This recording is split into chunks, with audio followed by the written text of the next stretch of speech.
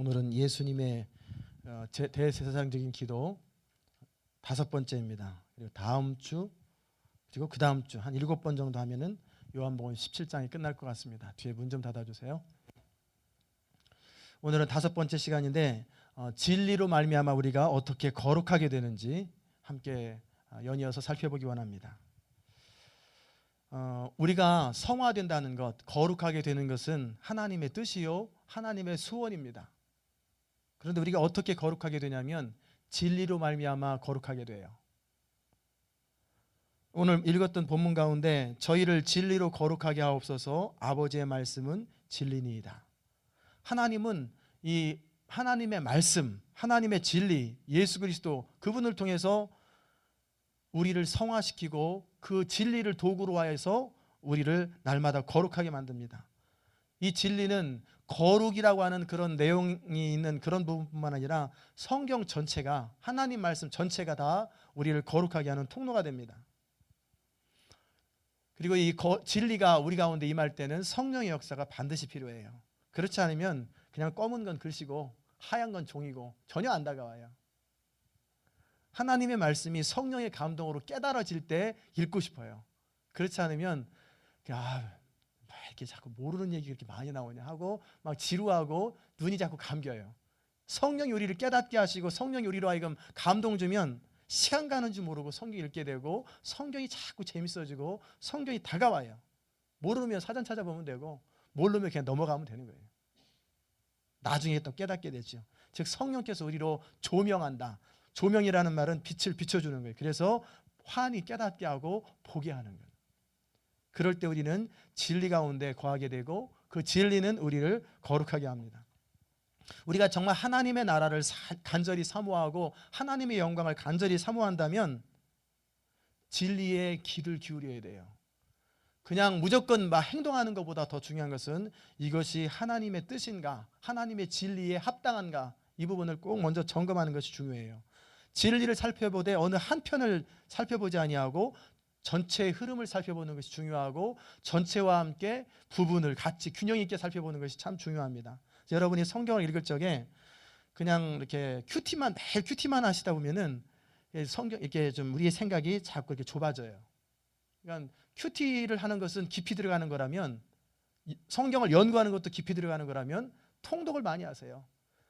이해 안 돼도 괜찮아요. 그냥 하루에 계속 읽어 나가세요. 10장도 읽고 20장도 읽고 시간만 나면 그냥 막 읽어 나가세요.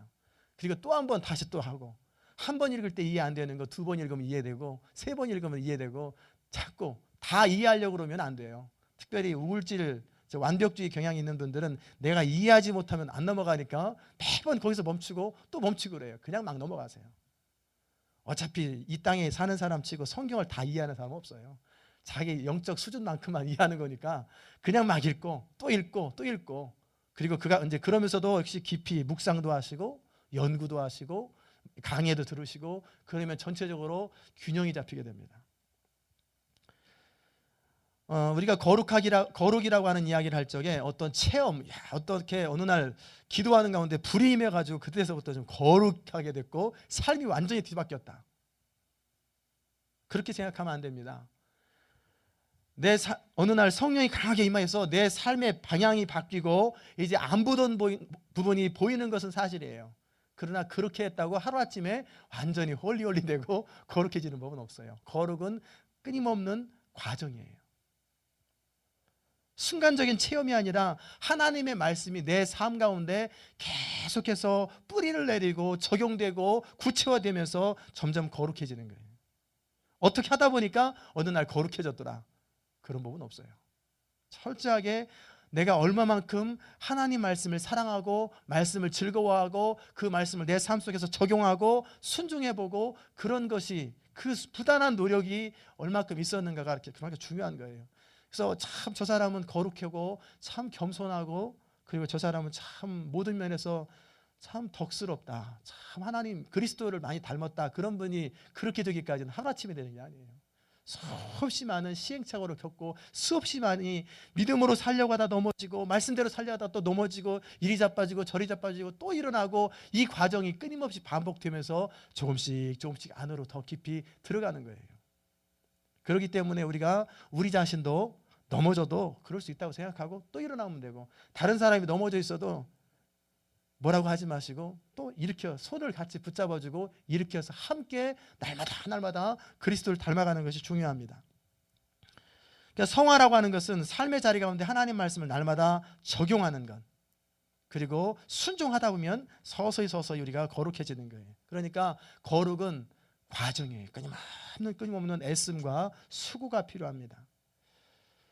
또 하나는 뭐냐면 마귀가 우리를 속일 때 어떤 성화를 능력이라고 생각하는 경우가 있어요. 오해하지 마시고, 거룩하면 하나님의 능력이 머뭅니다. 그런데 성화를 우리가 이제 거룩하게 될 때 어떤 능력이 임해가지고 어느 날 거룩해지고 이런 건 아니에요.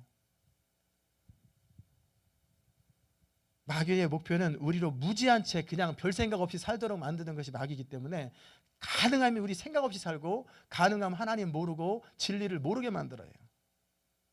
그래서 사도 바울이 계속해서 고백하는 건 뭐냐면, 너희 마음 눈을 밝혀서 그의 부르심의 소망이 무엇이며 성도 안에서 그 기업의 영광의 풍성이 무엇이며 그의 힘의 강력으로 역사하심을 따라 믿는 우리에게 베푸신 능력의 지극히 크심이 어떤 것을 너희로 알게 하시기를 원하노라 하면서 계속해서 기도하는 거예요. 여러분, 바울의 기도 에베소서 3장 14절부터 19절까지, 1장 17절부터 19절까지에 있는 그 바울의 기도를 끊임없이 여러분의 기도로 삼아서 하루에도 몇 번씩 기도하세요.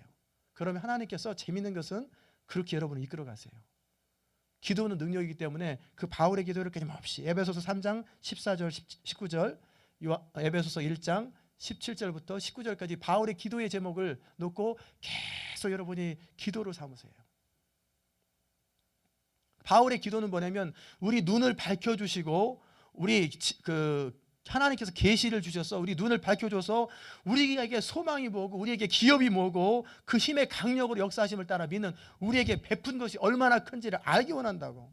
그래서 우리 자신에 대해서 정확하게 알고 또 하나님에 대해서 정확하게 알아가는 것, 그리고 그 관계를 통해서 우리가 날마다 성숙해져 가는 것이 얼마나 중요한가, 이것을 깨달아야 합니다. 우리의 대부분이 겪는 문제는 뭐냐면 의지의 부분이 약해요. 그래서 우리는 자신을 속이고 우리 의지에는 아무런 문제가 없는데 단지 의지력이 부족하다, 이렇게 생각하는 경우가 많아요. 근데 그렇지 않아요. 나는 점액질이라, 나는 또 다혈질이라 의지력이 좀 약하다, 그렇게 보일 수는 있지만 하나님이 그렇게 만들지 않으셨어요. 스스로 그렇게 생각하는 거예요. 굉장히 중요한 이야기입니다. 우리가 이건 뭐냐면, 내가 거룩하게 되고 하나님 말씀대로 살으려고 하는데 뭐 결단력이 부족하고 의지력이 부족해서 하다 말고 한다고 얘기를 해요. 그래서 내가 열심히 목사님 믿음 생활 잘 하고 싶고 뭐도 열심히 하고 싶은데 이게 잘 안 되네요. 잘 안 되네요. 내가 이렇게 원래 의지력이 약해요. 약할 수 있죠. 그런데 우리가 의지력이라고 하는 부분을 치중하지 마시고 내 마음속에 정말 그것에 대한 간절한 의지가 있는가를 더 소망해야 돼요. 우리가 정말 원하는 것은 하게 돼 있어요. 아무리 의지력이 약해 보이는 사람도, 정말 연약해 보이는 사람이라도 자기가 하고 싶은 것, 정말 하고 싶은 것은 마침내는 하게 돼 있어요. 그렇죠? 재밌는 드라마가 있다 그러면 아무리 의지력이 약해도 결국은 들어가서 보잖아요. 내가 좋아하는 것, 내가 정말 하고 싶은 것은 반드시 하게 돼 있어요. 그럼 뭐냐면, 내가 의지력이 약하다는 건 뭐냐면 내가 그만큼 그것에 대해서 간절함이 없다는 거예요. 어떤 능력이 아니라 내 마음속에 소원이 약하다는 거예요. 제가 공부하면서 보면은 사람이 자기 최면을 많이 걸어요. 자기 최면이 뭐냐면, 고시 공부하는 사람들 또는 뭐 이렇게 좀 공부를 좀 깊이 있게 이렇게 해야 되는 사람들은 거울 앞에 서서 이런 얘기를 해요. 또 성공하는 사람들도 그런 경우가 많아요. 세상에서 나는 반드시 한다, 나는 반드시 한다, 나는 반드시 한다. 왜? 그 정도 안 하면 무너지니까 매일 나는 반복해서 자꾸 자기 자신한테 말하는 거예요. 나는 다시 태어나도 이 길을 걷는다. 오죽하면 그런 책도 있어요. 나는 다시 태어나도 이 길을 걷는다. 끊임없이 자기 자신한테 말을 하는 거예요. 나는 이거 한다, 나는 반드시 이걸 한다. 그리고 왜 사람은 다 똑같이 하다 보면 며칠 지나면 하기 싫어요. 귀찮아지고 40일 작전 기도를 하면, 그러니까 요즘 교회에서는 40일 작전 기도 안 하잖아. 한 열흘 정도. 그래서 왜 열흘 정도는 버티는데 그것도 상까지 줘가면서 40일은 버티기 힘들거든. 그러면 그걸 놓고 계속 반복하는 거예요. 내 마음속에 정말 간절함이 있는가? 그 간절함의 정도는 내가 그것에 대해서 집중하고 또 말하고 생각하는 만큼 간절해져요. 더 많이 예배 참석하고 더 많이 성경 보고 더 많이 예수님 생각할수록 더 예수님에 대해서 간절해지는 거예요. 그런 것처럼 우리 마음속에 간절한 마음을 가지고 또 시도하고 또 시도하는 거예요. 저도 전에 그랬었어요. 지금도 그렇게 공부 못해요. 참 많이 공부를 오랫동안 엉덩이에서 막 이렇게 막 진물이 날 만큼 이렇게 앉아있기도 막 그랬는데, 어떻게 그게 가능했을까? 지금 보면 상상이 안 될 만큼인데, 그래서 잠잘 적 이랬어요. 11시 44분에 시계를 맞춰 자요. 일어날 땐 4시 44분에 일어나요. 그러면서 뭐라고 하냐면, 사자가 5번 들어가잖아요. 나는 이 목표를 위해서 죽고 또 죽고 또 죽고 또 죽는다. 그 얘기를 아침마다 일어나면서 반복하고, 일어나면 세수하면서 거울 앞에서 나는 내 이 목표를 위해서 또 죽는다. 이거 하루라도 안 하면 그날 망쳐요. 왜? 버틸 수가 없어요. 그러니까 매일매일 반복하는 거예요. 매일매일 반복하고 또 반복하는 거예요. 그러다 보니까 사람들이 이렇게 버틸 힘이 생기는 거예요. 마찬가지, 우리도 하나님의 사람이 될 때 마찬가지. 내가 하나님을 닮기 원하고 하나님을 사랑하기 원하면, 하나님을 사랑하기 원합니다. 제가 종종 그런 권면하시잖아요. 드리잖아요. 정말 우리의 크리스찬의 삶 가운데 중요한 것이 있다면 하나님을 사랑하는 거예요. 하나님을 사랑하는 만큼 우리는 하나님을 순종하게 되고, 순종하는 만큼 우리는 하나님을 알게 되고, 아는 만큼 하나님을 경험하게 돼요. 순종하게 되고. 그러니까 결국은 하나님의 사랑이 우리 가운데 부음받는 것을 체험하고, 그 하나님을 또 사랑하고 또 순종하면서 하나님을 경험하고, 경험으로 하나님을 알고 또 하나님을 이게 계속 반복되는데, 문제는 내 안에 하나님 사랑함이 없단 말이에요. 내 안에 하나님 사랑함이 없는 거 어떡하냐? 이러고 말하면 어떡하겠어요? 이걸 놓고 날마다 기도하는 거예요. 하나님, 내 안에 하나님 사랑함이 약합니다. 밥 먹을 때 이 커피 먹고 하나님 사랑하게 하시고, 커피하고 하나님하고 연결될지는 모르겠지만 하여튼 이 김치 먹고 하나님 사랑하게 하시고, 이 신발 신을 때 하나님 사랑하게 하시고, 노트 하나 쓰면 노트 맨 앞에다가 하나님 I love you my Lord 써놓고, 밥 먹을 때 십자가 그려놓고, 이 밥 먹고 하나님 사랑하게 하시고, 모든 걸 연결시키는 거예요. 그 정도 철저하고 간절하면 하나님이 감동이라도 하시겠네요. 그렇죠? 우리 안에 끊임없이 하루에도 10번씩 20번씩 30번씩 반복해서 말하는 거예요. 나 하나님 사랑하고 싶습니다. 하나님 사랑하고. 그것이 그렇게 중요해요. 그게 굉장히 중요해요. 그러다 보면 내 안에 열정이 막 불타올라. 왜 내 안에 열정이 없는가? 그 정도 간절하게 고백하는 게 없어서 그래요. 우리는 우리 말한 만큼 돼요. 그 정도 하나님을 사랑하는 사람들은 하루에도 수없이 그렇게 많이 하나님을 사랑하기 원한다고 소원하는 거예요. 내가 술을 끊고 싶다. 내가 마약을 끊고 싶다. 내가 음란 잡지를 끊고 싶다. 내가 내 입에서 비판하는 말을 끊고 싶다. 내 입에서 부정적인 말을 나오는 걸 끊고 싶다. 물질 사용 함부로 하는 걸 끊고 싶다. 정말 그런 것에 대해서 소원하고 있으면 끊게 돼요. 근데 왜 못 끊느냐? 의지력이 약해서 못 끊는 게 아니라 그 정도 간절함이 없어요. 제가 물어보면은 정말 끊고 싶습니까? 사실은 아닌데요. 안 끊고 싶대. 그냥 끊어야 되는 줄 아는데 내 마음의 소원은 아직 없어요. 좀 물질을 철저하게 관리하고 싶습니까? 물질을 보내서 맨날 인생 이렇게 쪼들리고 그렇게 안 살고 싶습니까? 그렇대. 그럼 물질 관리 철저하게 하겠냐고. 그런데 여전히 쓰고 싶은 거 다 쓰고 싶고, 또 하고 싶은 거 다 하고 싶어요. 이거 끊으려. 그렇게 살면 나 힘들어요. 못 살아요. 그러고 있단 말이에요. 우리 안에 소원이 없다는 거예요. 그만큼. 정말 뭔가를 변화하려면, 부정적인 부분을 끊고 싶다면 그걸 놓고 간절히 기도하고 강렬하고 절실하게 소원하십시오. 그러면 반드시 끊어져요. 어떤 습관, 아무리 강한 습관이라 할지라도, 담배가 참 강하잖아요. 마약도 강하고. 이것도 한 3개월만 버티면 끊어져요. 하나님 앞에 날마다 아침에 일어나서 그 간절히 기도하면서, 하나님 이거를 반드시 끊어야 합니다. 반드시 끊어야 합니다. 하나님 역사옵소서 막 그러면서 막 이렇게 하루에도 수십 번 말을 하는 거예요. 끊임없이 그러면 끊어져요. 내 안에 중심으로 사모하고. 그런데 그 정도 마음이 없어요. 우리 속에 죄를 끊는 것도 그 정도 마음이 없어요. 끊으면 좋고 좀 이렇게 거룩해지면 좋지만 다 꼭 그렇게 또 어떻게 사냐, 그냥 나름대로 형편껏 사는 거지, 이런 마음이 우리 속에 지배하고 있거든요. 그러니까 거룩해지지 못해요. 여러분 안에 정말 냉정하게 정직해 보세요. 그러면 제 말이 제가 하는 말이 아니고 성경에 나온 말인 것을 여러분이 알게 될 거예요. 정말 하나님을 추구하되 목마르게 사모하지 않아요. 사슴이 시냇물을 사모하는 거 지난번에 말씀드렸잖아요. 사슴이 목말라서 시냇물을 먹을 적에는 사자가 뒤에서 목덜미를 깨물고 있어도 여전히 물을 먹어요. 왜? 이 물 안 먹어서 죽나? 사자한테 먹혀서 죽나? 마찬가지거든. 그러니까 그 간절함, 그게 사슴이 시냇물을 찾아 헤맴같이, 그게 바로 다윗이 고백했던 내 영혼이 주를 찾아 그 정도 갈망합니다. 그 간절함. 그럼 24시간 주님을 끊이지 않아요. 아침에 일어나서 제일 먼저 하는 하나님 오늘도 성령으로 날 다스려 주시고 끊임없이 그 기도를 24시간 반복하는 거예요. 그러면 무엇이든 다 돼요. 하나님은 우리에게 다 어느 정도 비슷비슷한 정도의 능력을 주셨어요. 단지 그 능력을 얼마만큼 간절하게 사모하는지. 그런데 이제 그럼 나한테는 그런데 그런 간절한 마음이 없거든요. 이렇게 얘기한단 말이에요. 그럼 왜 간절한 마음이 안 생길까? 사람은 누구나 죄에 빠진 인간이기 때문에 빛보다는 어둠을 좋아해요.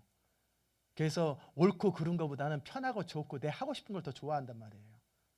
그러기 위해서 이 잘못된 것을 바로잡기 위해서는 어떻게 되냐면 날마다 진리의 빛 앞에 가는 거예요.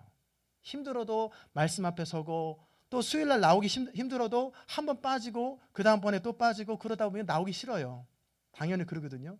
그러다 보면 말씀의 빛이 멀어져요. 점점점 멀어지면 어느 순간에 세속적인 생각이 자꾸 들어오고, 아유 참, 사는 게 다 그렇지 뭐 하면서 주저앉아 버려요. 그러나 날마다 빛 앞으로 나오고 진리 앞으로 계속 나오다 보면은 내 마음속에 계속해서 소원들이 생기는 거예요. 하나님 말씀을 조명해서 정확하게 보면은 우리가 우리 삶의 잘못된 모습들, 부정적인 모습들을 깨끗하게 하고 정리하는 것이 얼마나 중요한지를 깨닫게 돼요. 깨닫는 만큼 우리는 소원을 갖게 돼 있어요. 우리의 의지력은 우리 감정의 지배를 받아요. 여러분 꼭 기억하십시오.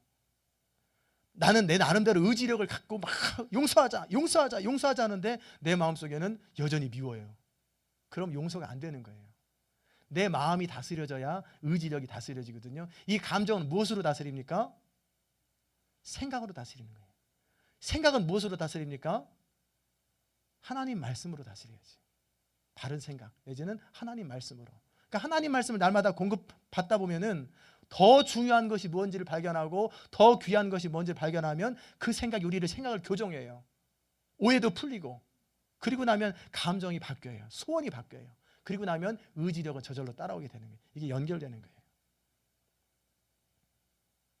하나님이 원하시는 모습과 실제 우리 모습 사이의 간격을 발견했으면 어떠한 희생을 치르더라도 정말 바꾸고 싶다, 변화되고 싶다고 하는 그 간절함, 여기에서 대부분의 승패가 좌우돼요. 제자훈련도 마찬가지예요. 왜 맨날 무너지고 뭐냐면 이 정도 간절함이 없어요.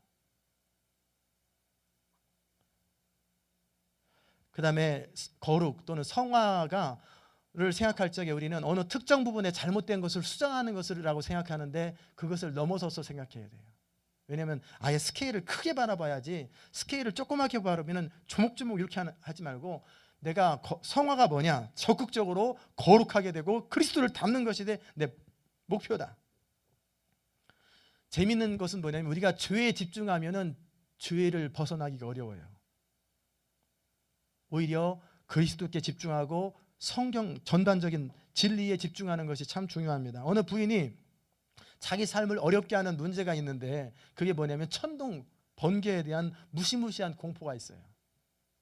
이런 공포 때문에 아마 어렸을 때든지 언젠가 천둥 번개 쳐가지고 죽을 뻔한 적이 있었던 것 같아요.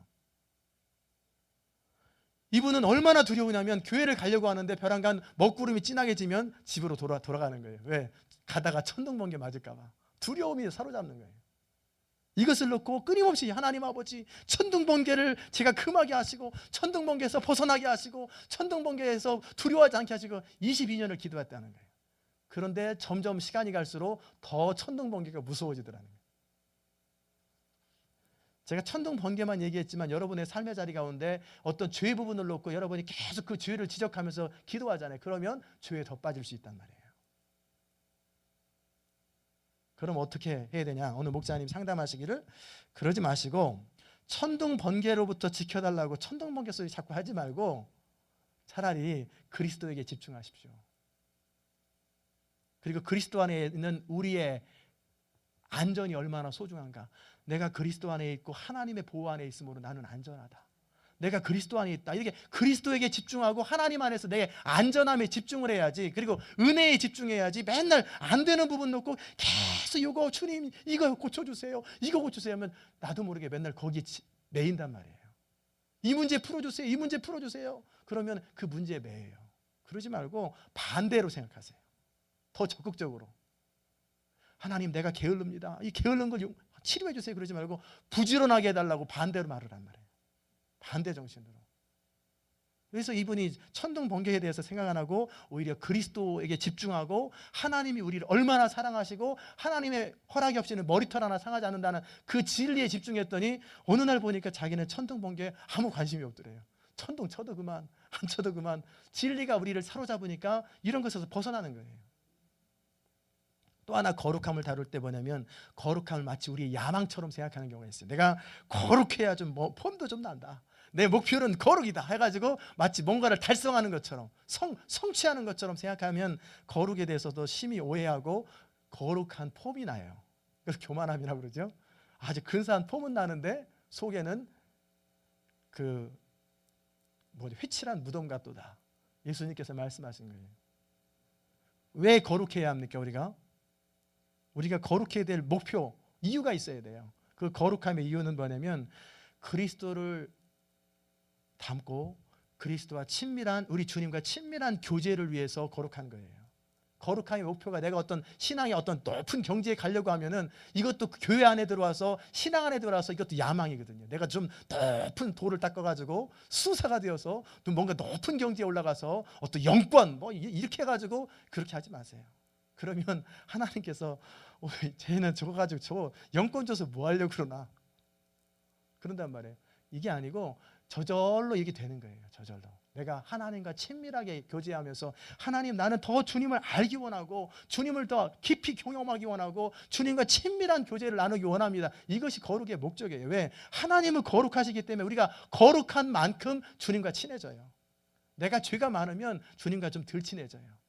그러니까 내가 주님과 더 가까워지고 싶고 주님을 더 알고 싶고 주님을 더 사랑하고 싶기 때문에 점점 거룩함으로 나가는 것이 이게 정상적이에요. 그러다 보면은 점점 우리가 거룩해지는데 나는 이런 영적인 권세든지 이런 거 별로 몰랐는데 나도 모르게 보니까 내 안에 엄청난 권세가 있는 거예요. 왜? 너무 당연하잖아요. 성경에 보면은 진리로 거룩해지니까 진리가 너희가 하나님의 자녀이므로 하나님의 자녀된 권세를 누려라. 자녀된 권세가 뭐냐? 줄줄 나오니까 그대로 믿어버리는. 그대 믿음대로 말하니까 되는 거예요.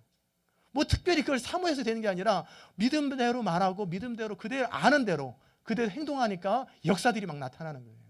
그렇게 돼야지 어떤 영권, 어떤 거룩, 막 이렇게 높은 경지 그러다 보니까 저 단계는 어느 단계냐? 이렇게 서로 경쟁하고 돈 닦는 것처럼 그게 아니죠.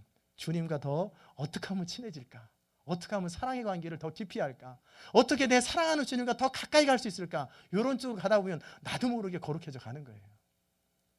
죄가 뭡니까? 죄는 하나님을 향한 또 하나님을 위한 삶을 하나님의 방식으로 하지 아니하고 우리 자신을 위해서 살거나 또는 우리 마음대로 우리 방식으로 하나님을 섬기는 것이 죄예요. 그래서 이 세상 풍속대로 사는 거예요. 결국 하나님의 뜻을 거스르고 불순종하는 거죠. 그렇기 때문에 성화는 뭐냐면 반드시 하나님과 관계 속에서 출발하는 거예요. 믿음 생활이라는 것은 하나님과 인격적인 관계예요. 아무리 지식이 탁월하고 뛰어나도 내가 그 지식을 내 삶 속에서 경험하지 못하면 사람을 교만하게 만들어요. 내가 얼마나 하나님을 관계를 통해서 하나님과 친밀한 관계를 통해서 아는가, 이것이 굉장히 중요한 거예요. 거룩한 사람의 특징은 뭐냐면 참 거룩한 하나님이 보시기에 거룩한 사람은 그들의 삶의 한복판에 항상 하나님이 계세요. 하나님이 그의 삶 가운데 떠나지가 않아요. 거룩함이란 결국 뭐냐면 마음을 다하고 뜻을 다하고 성품을 다하고 온 힘을 다해서 하나님을 사랑하는 거예요. 정말 간절히 하나님을 사랑하는 거예요. 이게 바로 거룩함이에요.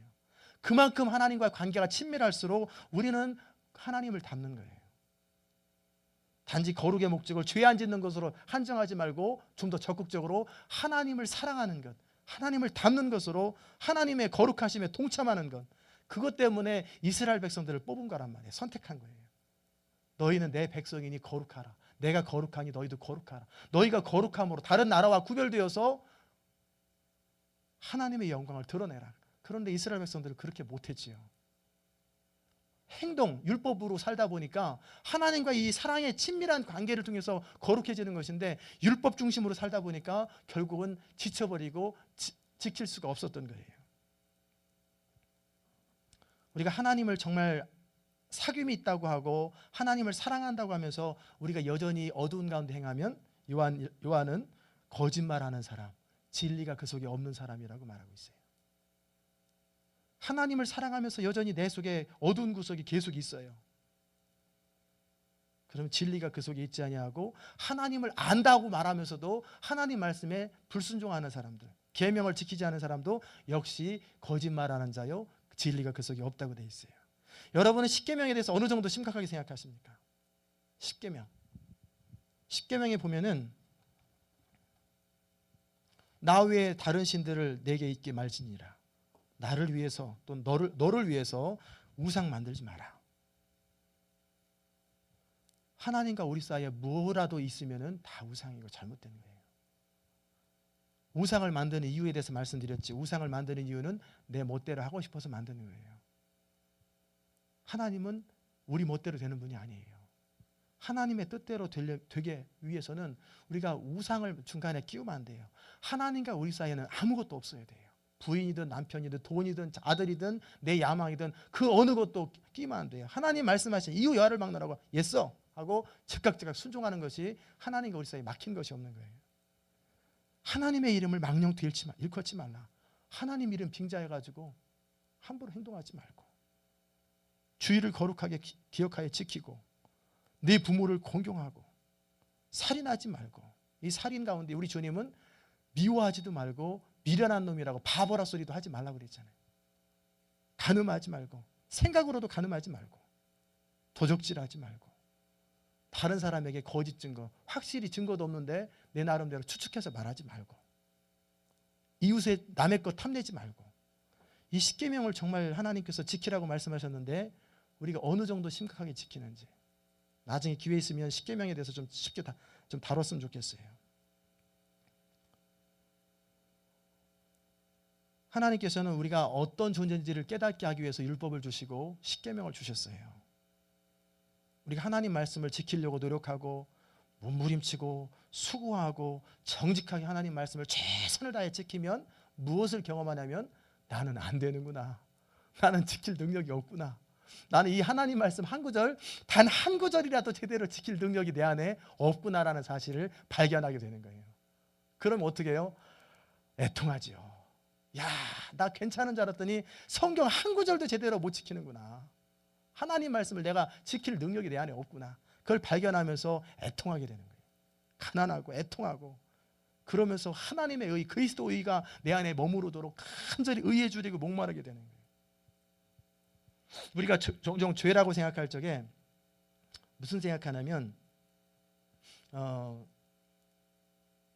내가 죄인이기 때문에 죄를 짓는다고 생각하기보다는 내가 죄를 지었기 때문에 죄인이라고 생각하는 경우가 참 많아요. 그래서 사람들한테 당신 죄인입니까? 난 특별히 죄 지은 거 없습니다. 어떤 살인이나 도둑질이나 강도짓이나 뭐 이런 것을 어떤 액션들을 취했기 때문에 죄인이라고 생각하고 그런 거 안 하면 죄 아니라고 생각해요. 그런데 성경은 그렇게 말하지 않아요. 네가 죄인이기 때문에 네 죄인된 결과로 그런 행동들이 나오는 것이다 라는 거예요. 아담의 후손은 누구나 다 죄인이에요. 이후 열을 막론하고 다 죄인이에요. 그리스도 안에 있을 때 그 죄가 사해지는 거죠. 그 죄란 뭐냐면 자기 중심이에요. 나 중심, 모든 싸움과 아픔과 갈등의 중심이 나 중심인데, 자기 중심인데, 그보다 한 걸음 더 나가서 반대로 생각하면 하나님 중심이 아닌 모든 것이 다 죄예요. 아름다운 사회를 만들어 보고 아름다운 가정, 행복한 가정을 만들기를 간절히 소원합니다. 그런데 왜 그러느냐? 왜 행복한 가정을 만들려고 할까? 가만히 생각해 보면은 그게 나한테 좋잖아. 결국 거기 안에 내가 있어요. 또 행복한 가정, 아름다운 사회, 아름다운 교회, 그것을 만들기 위한 목적이 뭐냐? 그 속에 있는 공동체 구성원으로 내가 행복해지니까 자기 중심이 또 있어요. 그러니까 안 되는 거예요. 거꾸로 출발하니까 결국 결론이 안 나와요. 행복한 가정과 아름다운 사회 이전에 우리가 한 사람 한 사람이 하나님 중심으로 사십시오. 철저하게 하나님 말씀에 순종하고 하나님 말씀 중심으로 살다 보면 하나님의 거룩함에 동참하게 되고 삶의 자리 가운데 하나님의 뜻을 행하고 하나님을 기쁘시게 하면 아름다운 사회, 아름다운 가정, 행복한 부부생활 저절로 되는 거예요. 근데 우리는 나의 행복을 위해서 행복한 가정을 만들려고 하다 보니까 이 행복을 깨는 저 원수 남편, 원수 부인, 원수 아들, 원수 부모, 막 원수들이 막 쌓이는 거예요. 왜? 내 행복을 깨트리는 사람들. 그러니 죽을 때까지 안 되죠. 그럼 어떻게 해요? 내가 그런 사람 내버려 두세요. 하나님 앞에 거룩하게 되고 하나님 중심으로 살기를 간절히 소원하는 거예요. 하나님을 기쁘시게 하면요, 성경은 원수와도 화목하게 된다고 그랬어요. 원수라 할지라도 내가 하나님을 기쁘시게 하면 화목하게 하나님이 만들어 주신다는 거예요. 우리가 스스로 그렇게 하게 되죠. 그러니까 중요한 것은 내가 과연 철저하게 하나님 중심인가? 철저하게 하나님 말씀하시면 나는 이유 여하를 막론하고 순종하는 사람인가? 그러면 우리가 만드는 모든 사회 가운데 실패할 때도 있고 또 시행착오를 겪을 때도 있어요. 그러나 점점 아름다운 가정, 행복한 사회 다 저절로 변화되는 거예요. 우리가 얼마나 선한가, 다른 사람보다 얼마나 도덕적인가 별로 중요한 거 아니에요. 그런데 관심 갖지 말고 우리 중심에서 마음을 다하고 목숨을 다하고 힘을 다해서 하나님을 사랑하지 않는다면 그거 다 죄인이에요. 정말 우리 중심에서 하나님의 영광을 사모하고 하나님을 간절히 목말라하고 하나님을 그토록 사랑하면 이것이 바로 성경에서 가르치는 가르침이에요. 그럼 하나님의 영광이 우리 삶 가운데 임합니다. 우리가 죄 문제를 다룰 적에 거룩을 다루려면 죄를 다뤄야 되니까 육신이라고 하는 것을 좀 다뤄야 돼요. 이 육신은 이 신체적인 육체를 말하는 게 아니라 우리 삶 가운데 우리를 통제하는 옛 습관 내지는 사고방식이 있어요. 성품을 말합니다. 거듭났음에도 불구하고 여전히 우리 안에서 옛 본성이 남아있어요. 이것이 우리를 늘 넘어지게 하는 건 아담 본성, 자기중심의 경향이에요. 우리 마음속에 사도 바울의 기도처럼 간절히 소원이 있어요. 어떤 소원이 있습니까? 거듭나면 하나님의 법을 즐거워하고 하나님 원하는 대로 살고 싶은 간절한 소원이 여러분 가운데 있어요. 아멘? 간절한 소원이 있는데도 불구하고 안 된단 말이에요. 마음은 원이로운데 안 따라가요. 몸이, 육신이 안 따라가요. 단지 이 몸뚱아리가 안 따라가는 게 아니라 내 마음에 또 다른 법이 있어요. 그렇게 하고 싶지 않다. 뭐 그런 마음이 더 자꾸 툭툭 튀어나온단 말이에요. 그래 칼등하는 게 끊임없이 칼등하니까 사도 바울이 오호라 나는 곤고한 자로다. 이렇게 해야 될지 뻔히 아는데 왜 나는 안 되는가? 이것에서 잘못 나가면 또 마귀가 그랬나? 아니면 누구 환경이 그랬나 막 나가는데 내 안에 옛 자아가 살아있어서 그러는 거예요. 이건 죽을 때까지 어쩔 수 없어요. 가지고 가는 거예요. 가지고 죽을 때까지. 그러므로 사도 바울은 날마다 자기를 쳐서 복종시키는 거예요. 또 하나 우리 안에 뭐가 있냐면 탐심이라는 게 있어요. 탐심. 불순종하는 것을 매력적이게 보이게 하는 게 있어요. 쉬운 이야기로 하라고 그러면 안 하고 싶고 하지 말라고 하면 하고 싶어요. 내가 좀 뭔가 방 좀 청소 좀 하고 싶은데 클린업 좀 해 그러면은 하기 싫다. 하려고 하는데 누군가 하라고 그러면 하기 싫은 마음이 탁 생기는, 이게 우리 안에 나쁜 마음들이에요. 냉장고에 아이스크림 넣고 아들 맛있는 아이스크림 놨으니까 아빠 올 때까지 먹지 마. 그러면 어떻게 될까요? 다 먹고 없어요. 먹지 말아야 돼. 문만 열어보자. 뭔가 확인 좀 해보자. 열어보고 만져만 보자. 한 입만 먹어보자. 맛있네. 2입 먹어보자. 그러다 어느 순간에 다 먹었네. 하지 말라는 걸 하고 싶은 우리 안에 욕구가 있어요. 그 탐심이에요. 그래서 성경은 이걸 뭐라고 그러냐면 로마서 7장에서 죄가 기회를 타서 계명으로 말미암아 내 속에서 각양 탐심을 이뤘나니 법이 없으면 죄가 죽은 것이나. 하나님의 법이 없을 때는 탐심이 안 생겨요. 우리 안에 그런 냉장고에 아이스크림 있다는 이야기를 안 해주면 별 문제 없어요. 요즘에 교육 중에 잘못된 교육이 뭐냐면, 어른들은 옛날에 요즘 조그만 애들한테 성교육 같은 거 막 그렇게 안 시켰어요. 요즘 애들 어렸을 때부터 성교육 시킨다고 막 그러니까 아는데 행할 능력이 없거든요. 아담의 후손이라. 그러니까 아니까 저지르고 보는 거예요. 통제할 능력이 없으니까. 그러니까 하나님의 법을 몰랐을 때는 괜찮았어요. 잘 가르쳐줘야 되죠. 그런데 하나님 법을 알고 나니까 그 법을 어기고 싶은 충동이 생긴단 말이에요. 불꽃 같은 정열이 막 생기고 마음속에 막 충동이 생기는 거예요. 여러분 경험해 봤을 거예요. 우리 안에 어떤 충동이 우리를 사로잡으면 나도 모르게 결국 기어코 저지르고 말 때까지, 마지막 순간까지 가고야만은 우리 안에 어떤 충동이 있다는 것. 여러분 경험해보지 못해보신 분들은 스스로 속이는 거예요. 다 경험해봐요. 누구나 경험하는 거예요. 넘어질 때까지 우리를 사로잡는 세력이 있어요. 그러면 율법을 없애버려야 된다. 아유, 이런 거 저런 거 안 보려면 율법을 없애가지고 법을 없애면은 탐심이 안 생긴다며. 그렇지 않지요. 율법이 없으면 우리 안에 탐심이라고 하는 것이 있는지조차를 모르는 거예요. 우리가 얼마나 악한지, 어떤 사람인지도 모르고 살아가는 거예요. 무지하게 살아가는 거예요. 더 높은 표준을 바라봐야 우리 자신을 보는 것처럼, 우리가 하나님의 법을 알고 나면 내가 그것을 지킬 능력이 없다는 사실을 깨닫게 되고, 오호라 나는 곤고한자로다 탄식하면서 이제는 뭐를 의지해? 나의 의를 의지하지 아니하고 믿음을 의지하고 은혜를 의지하고 사는 거예요. 그래서 은혜를 가지고 사는 법이 뭔지를 배우는 거예요. 이런 나를 사랑하신 하나님, 이렇게 내가 봐도 한심한 나를 사랑하신 하나님, 이렇게 초라하고 비참한 나를 사랑하신 이 하나님에 대한 감사, 고마움, 긍휼에 나를 긍휼히 여기신 하나님을 위해서 내가 어찌하면 그 하나님의 은혜에 보답할고, 그러다 보니 늘 은혜가 머무는 거예요. 그의 삶 가운데. 보다 적극적으로 삶을 승리를 만드는 비결은 뭐냐면 성령의 법이에요. 성령의 법. 우리가 그리스도 안에 있으면 사망과 죄의 법에서 해방됩니다. 그리고 이제 성령이 우리를 다스리면, 옛날에는 마음은 원했는데 이것을 할 능력이 없어가지고 주저앉았고 결국 죄를 저지르고, 그리고 나서 후회스럽고 비참해지고 초라해졌는데, 이것을 행할 능력이 있다는 게 뭡니까? 성령이에요. 성령이 우리를 사로잡고 성령이 우리를 다스리면 우리 한계를 넘어가요. 그리고 우리가 행할 능력이 생기고 우리 마음의 소원이 바뀌어버리고 감정이 바뀌어버려요. 그렇기 때문에 성령이 그렇게 중요한 거예요. 이 성령을 무시하면 우리 크리스찬의 삶은 100% 실패해요. 불가능합니다. 매 순간 성령을 쫓아 행하면 너희 육체의 욕심을 이루지 아니하리라. 성경은 기록하고 있어요. 성령을 쫓아 행하는 거예요. 매 순간 성령 충만하십시오. 여러분이 거룩하게 되는데 끊임없이 중얼거리면서 기도해야 될 게 뭐냐면 성령 충만이에요. 성령 충만. 성령으로 충만하게 합니다. 끊임없이 기도하는. 아침에 일어나면 가장 먼저 무슨 기도해야 돼요? 오늘도 건강하게 하옵소서. 그런 기도하지 마시고, 두 번째 하시고, 성령으로 나를 다스려 주옵소서. 성령 충만하게 하옵소서. 입안 먹고 성령 충만하게 하시고, 끊임없이 성령 충만. 자다가도 일어나서 성령 충만하게 해달라고, 끊임없이 모든 관계 속에서 성령님 나를 다스려 달라고, 내 생각을 다스리시고 내 부정적인 감정들을 다스리시고 통제해 주시고 성령님 나를 다스려 달라고, 이 기도를 수시로 해야 돼요. 그래야 성령을 초청하고 성령을 인정하고 환영하고 모셔드리고 그 성령을 따라다닐 때 우리는 우리 자신을 극복하는 힘이 생겨요. 내 마음의 소원이 바뀐다니까요. 내 마음에 어떤 힘이 생겨요.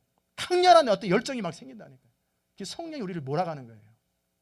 그래야 우리가 이길 수 있어요. 그렇지 않으면 우리가 다 져요. 100% 져요. 우리가 거룩하게 될 때 또 한 가지는 하나님 면전에 있다는 사실을 늘 의식하십시오.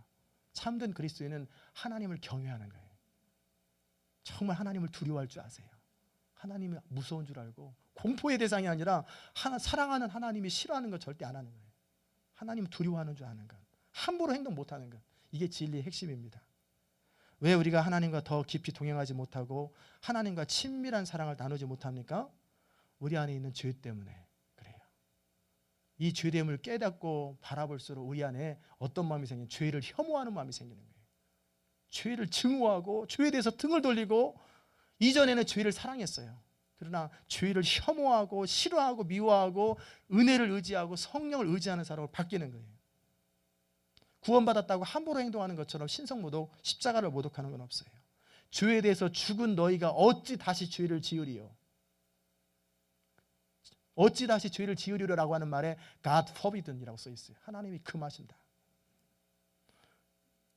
우리가 누구인지를 깨닫는 것이 참 중요합니다. 내가 누구인지. 내가 하나님의 백성이고 내가 하나님의 사람이라고 하는 것을 늘 의식하고 살아갈 때 우리는 삶이 바뀌어요. 마귀는 우리 안에 끊임없이 의심을 줍니다. 사탄과의 관계에서 우리의 신분을 알아야 돼요.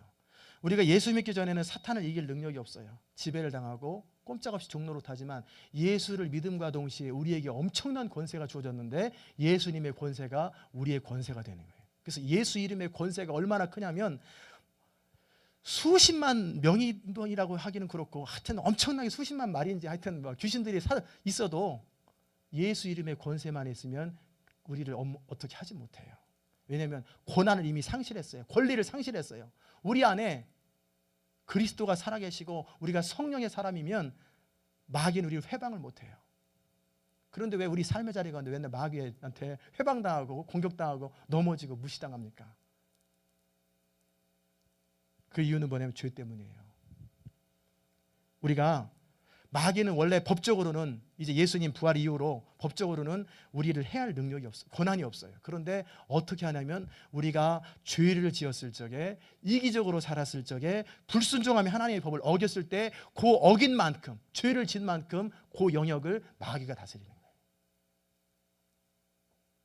영역을 내어주는 거예요. 그리고 그 영역을 통해서 침투하는 거예요. 계속. 분노를 해요.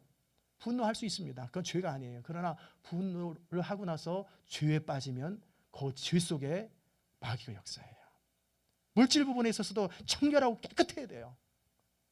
빌 하이벨스 목사님, 제가 참 좋아하는 목사님 가운데 한 분인데 몇만 명 되는 교회에서 교회 우표 하나 쓰는 건 그게 뭐가 그렇게 대단할까? 어느 날 하나님이 네 왜 개인 용도로 교회 우표 37세트짜리 쓰느냐? 교회 건 교회 거고 네 건 네 거지. 그러는 거예요. 수십만만 엄청난 이렇게 재정을 운영하면서 37세트가 걸리는 거예요. 그래서 그 문제를 하나님 앞에 회개하고 도로 리턴하는 거예요. 철저하게 내 건 내 거고 하나님 건 하나님 거고 교회 건 교회 거고 남의 건 남의 거 이거를 철저하게 가리지 않으면 그 틈을 보고 마귀가 역사해서 우리 안에 탐심을 이루어요. 그럴 때 물질 축복은 없어요. 마귀가 우리 물질을 회방하기 때문에 철저하게 물질 부분을 정리하십시오.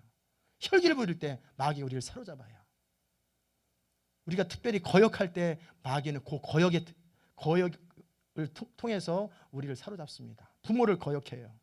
함부로 말합니다. 그러면 그 거역하는 독에 마귀가 역사해요. 남편을 거슬러요. 그럼 안 되죠? 영적 지도자를 거슬러요. 그 틈을 타서 마귀가 역사해요. 또 거꾸로 아이를 노엽게 합니다. 아내에게 사랑으로 대하지 않아요. 기타 우리가 하나님 말씀에 불순종하는 영역만큼 마귀가 그걸 통해서 우리를 사로잡아요. 그럼 공격당하는 거예요. 마귀는 계속 우리를 지켜봐요. 레슬링하는 씨름 선수처럼 지켜보고 나서 어떻게 하나 보자. 틈만 나면 거기 탁 사로잡아가지고 우리 이끌고 가요. 정말 여러분이 깨어 있어야 돼요. 우리 생각에 우리 마음에 부정적인 생각, 부정적인 마음을 줍니다. 부정적인 말을 통해서 그 말을 통해서 역사해요. 우리가 어떤 문득 가만히 있는데 부정적인 생각이 탁 들었어요. 저 사람 나한테 왜 저런 말로 하지? 막 그러면서 속에서 탁 끌어올려올 때 우리가 해야 될 것은 뭐냐면 맞아, 그러네. 그러지 마. 동의하지 마시고 이것은 하나님이 주시는 생각이 아니면 차단하십시오. 나는 네 생각에 동의하지 않는다. 그 생각이 동의하지 않는 끊어버리세요. 그리고 나는 하나님이 원하시는 생각, 하나님이 원하시는 말, 하나님이 원하시는 마음 외에는 난 하지 않기로 선언을 한다 하고 예수 이름으로 탁 끊어버리세요. 그러면 그냥 물러가 버려요. 처음 초창기 때 끊어야지. 이미 한참 막 그렇게 이러고 있을 때 그건 어려워져요. 처음에 끊어버리세요. 처음 내 생각에 처음 침투할 적에 그때 끊어버리세요. 우리 마귀는 우리 말을 주목해요. 왜냐하면 이 말은 창조의 권세가 있잖아요. 말을 축복의 말, 그리고 위로의 말, 소망의 말을 하면 하나님의 성령이 그 가운데 역사해서 그 가운데 놀라운 역사들이 일어나요. 부부가 남편은 아내를 날마다 축복하고 아내는 남편을 매일 축복하고 서로 부모는 자녀를 서로 축복하는 가정에는 축복이 흘러넘칩니다. 그런데 비난하고 비판하고 그 가운데 마귀가 역사해요. 그 집안에. 그러면 되는 일이 없어요. 부모 자녀가 아니든지 계속 마귀는 우리 말을 통해서, 이 말을 통해서 살리기도 하고 말을 통해서 죽이기도 해요. 말 조심하세요. 할 말만 하시고 하지 말을 말은 탁 멈춰버리세요. 내가 누구를 비난했는데 그 사람이 받지 않으면 내한테 돌아와요. 그러니까 굉장히 중요합니다. 그러므로 우리가 어떻게 해요? 넘어질 수 있지요. 그럴 때 순간순간 깨달았으면 즉시 깨닫는 즉시 회개하고 정결하게 하고 다음에는 정신 차리고 사는 거예요. 성령을 의지하면서. 그래서 무시로 성령 안에서 깨어서 기도하라고 그러는 거예요. 무시로 깨어 있는 거예요. 24시간, 매 초마다. 결국 성화라는 것은 우리가 어떤 체험이라기보다는 그리스도를 날마다 닮아가고 그리스도처럼 살아가는 거예요. 하나님 우리한테 불가능한 것을 요구하는 것이 아니라 가능한 것을 요구합니다. 또 거룩을 다룰 적에 또 하나 중요한 것은 뭐냐면 내 안에 그리스도로 가득해야 돼요. 내 안에 그리스도가 없는데 계시긴 하지만 충만하지 않으면 이런 것 맨날 들어도 집에 가면 역시 또 다 버튼 누르면 텔레비 틀고 영화 보고 맨날 다른 것만 쳐다보고 있고 맨날 이런 거 보면은 어느 순간에 우리는 그거에 사로잡혀 살아가요. 무슨 일을 하든 뭐 밥을 먹든 뭐를 하든 내 안에 그리스도로 충만한 거예요. 그래서 사도 바울이 기도할 적에 믿음으로 말미암아 그리스도가 너희 마음 가운데 계시게 하옵시고, 우리 마음에 그리스도로 가득 차는 거예요. 우리가 안에 그리스도로 충만할 때 그리스도인의 삶을 살 수 있어요. 사람은 그 속에 있는 것이 바깥에 튀어나오게 돼 있어요. 한두 번은 가릴 수 있지만 결국은 다 튀어나오고 다 알게 돼요. 아무리 근사하게 우리가 예의치레 한다 할지라도 6개월만 겪어보면 그 사람 다 알아요. 속일 수가 없어요. 그러니까 내 안에 선한 것이 있어야 돼요. 그런데 선한 게 하나도 없으니까 그리스도로 충만해야죠. 우리 안에 그리스도로 충만하고 늘 그리스도와 충만한 교제가 있고, 그렇기 때문에 아무 말이나 아무 생각이나 아무 행동이나 나온다고 막 하는 거 아니에요. 아무 책이나 보고 아무 영화나 보는 거 좋지 않아요. 영화 보는 것 자체가 나쁜 건 아니지만 나의 경건에 도움이 안 되는 것은 끊어버리세요. 금하시고. 그래서 경건에 이르기를 연습하는 건, 날마다 삶을 추스르는 건, 24시간 날마다 하나님과 동행하고 하나님의 임재 가운데 거하면서 늘 하나님의 임재 가운데 거하는 것이 그렇게 중요한 거예요. 그래서 우리 안에 그리스도로 충만해지면 저절로 거룩해져요. 그래서 옛날 한자속에 근묵자흑이요 근주자적이라, 우리가 묵을 가까이 하면, 먹을 가까이 하면 검해져요. 더러워지잖아요. 그리스도 가까이 하면 그리스도 닮고 나쁜 거 가까이 하면 나쁜 거 닮게 돼 있는 거예요. 여러분의 삶을 하나님 말씀으로 가득 채우시고 늘 그리스도, 일을 하면서도 운전을 하면서도 주님과 동행하면서 늘 의식하면서 하세요. 마지막으로 부활에 대해서 살펴보십시다. 우리가 이 땅밖에 소망이 없다면 우리는 소망이 없지요. 그러나 우리는 죽고 나면 어떻게 됩니까? 부활이 있어요. 연세 드신 분은 소망이 더 많지요. 왜? 곧 주님 만나요. 제가 더 먼저 만날지는 모르겠지만 저는 부러워요. 어떤 분이 제일 부러우냐면 은퇴하신 목사님이 제일 부러워요. 이제 곧 최선을 다하고 정말 성실하게 정말 열심히 최선을 다했던 목사님이 전 참 부러워요. 과연 나도 그렇게 할 수 있을까도 모르겠고 기도하지요. 그러나 그렇게 한평생 살았던 분, 이제 곧 주님 만나면 영광스러운 인생의 영광스러운 그 만남이 시작될 텐데 얼마나 좋을까, 얼마나 좋을까. 우리는 죽으면 끝이 아니라, 죽으면 끝이면 막 살아도 괜찮아요. 아무 상관없어요. 그러나 죽고 나면 부활이 있고, 살아있는 동안에 주님 오시면 산채로 주님 만나요. 우리가 우리 인생을 지금 현재의 관점에서 바라보지 말고 영원의 관점에서 우리를 바라보십시오. 이게 과연 영원히 남는 것인가? 지금 내가 고민하는 것이 영원히 고민할 만한 일인가? 이게 영원의 관점, 부활의 관점에서 우리 자신을 살펴보면은 삶이 달라지고 고민이 달라지고 생각이 다 달라져요. 또 부활과 관련돼서 우리 주님이 모든 걸 다스린다. 부활하신 주님은 모든 것을 다 다스려요. 우리가 어디에 있든지 무엇을 하든지 주님은 그곳에 계시고 그것을 다스리시고 그것을 통제하시고 그것을 얼마든지 주장하실 수 있어요. 그러므로 낙심할 필요 없어요. 우리 주님 말씀하기, 너희와 함께 하시니까 만유보다 크다고 말씀하셨어요. 우리 주님이 만유보다 더 크세요.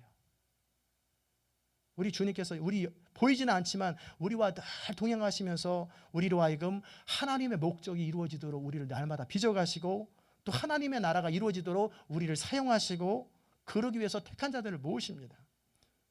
이런 관점에서 여러분들이 거룩하십시오. 경건에 이르기는 연습해야 돼요. 헬스 그렇다 해서 육체 이것도 어느 정도 건강에 유익은 있습니다. 그러나 이것보다 더 열심히 경건에 이르기를 연습하세요. 경건은 범사에 유익이 많다고 말씀하셨어요. 우리가 거룩할 때 우리 삶을 통해서 하나님은 영광 받으시고 우리 삶은 저절로 그 영광에 동참하는 인생이 되고 참 가치 있고 영광스러운 삶이 됩니다. 그리고 영원히 남아요. 이 축복이 여러분의 것이 되기를 주의 이름으로 축원합니다. 기도하십시다. 은혜로우신 아버지 하나님 참으로 감사합니다. 오늘 예수님의 기도 가운데 진리로 거룩하게 해달라고 기도하셨던 그 부분을 우리가 살펴봤습니다. 하나님 말씀이 우리를 거룩하게 하기에 날마다 주의 말씀을 가까이 하고 즐거워하고 기뻐하고 늘 말씀을 사모하는 인생이 될 수 있도록 은혜를 더하여 주옵소서. 우리 안에 죄가 우리를 사로잡아 우리로 하여금 주를 섬기지 못하게 하는 육신의 법에 네가 굴복하지 않게 하시고 날마다 성령을 의지하며 살고 성령의 인도함을 받기 위해서 늘 성령을 초청하고 환영하고 순간순간 성령을 초청함으로 말미암아 우리 삶을 넘어서서 하나님의 영광이 우리 가운데 흘러넘칠 수 있도록 은총 더하여 주시옵소서. 하나님, 거룩은 단지 어떤 목표가 아니라 주님과 친밀함을 위한 주님과의 더 깊은 만남을 위한 과정임을 저희로 알게 하시고 날마다 순간순간 경건에 이르기를 연습하고 매 순간 우리 안에 그리스도로 충만하고 성령으로 충만한 인생이 되어서 우리의 삶이 정말 정오의 빛과 같이 아름다운 인생이 될 수 있도록 은총 더하여 주옵소서. 감사드리며 예수 그리스도의 귀하신 이름으로 기도드리옵나이다. 아멘. 우리 주기도문으로 마치십시다. 하늘에 계신 우리 아버지여, 이름이 거룩히 여김을 받으시오며 나라의 임하시오며 뜻이 하늘에서 이룬 것 같이 땅에서도 이루어지이다. 오늘날 우리에게 일용할 양식을 주옵시고 우리가 우리에게 죄 지은 자를 사하여 준 것 같이 우리 죄를 사하여 주옵시고 우리를 시험에 들게 하지 마옵시고 다만 악에서 구하옵소서. 대개 나라와 권세와 영광이 아버지께 영원히 있사옵나이다. 아멘.